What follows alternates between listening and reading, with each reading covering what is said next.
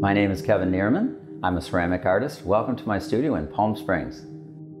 Having a studio at our house is very convenient because clay often dries too quickly here in the desert. So I need to come out at 12 midnight. I can come out and wrap it and keep it soft, or unwrap it if it needs to dry faster.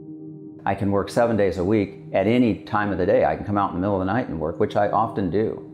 I learned to make pottery in Sarasota, Florida. I lived there. It was about 1979, I think, when I went and I took a 6-week pottery class. I ran home, I built my first potter's wheel, and I bought a little kiln, and I started working, and I never stopped. Basically, I'm self-taught as a ceramic artist.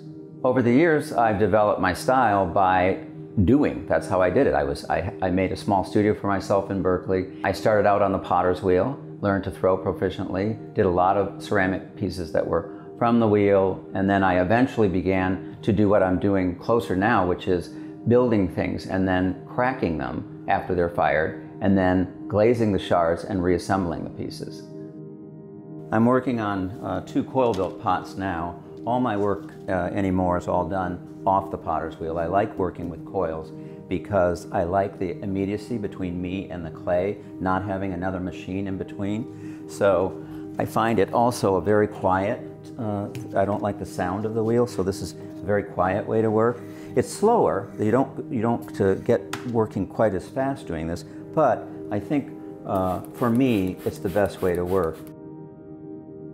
One thing about coil building that is so wonderful is you can slowly begin to see the form, the shape. So I take this rock and I pound it out in here, so that I can get this sort of gorgeous rounded form.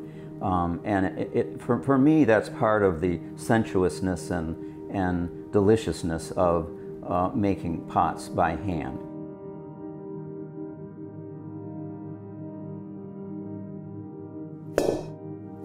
So this has been fired now to about 2,000 degrees, so you can hear how hard it is. So I got a crack, so I take it over here. I've now destroyed what I just made. Spent hours and hours making. However, it's going to work because in the end, I get these wonderful designs as a result of smashing these pots.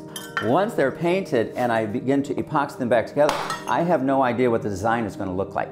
So that makes it for a very exciting way to work because every pot is completely different.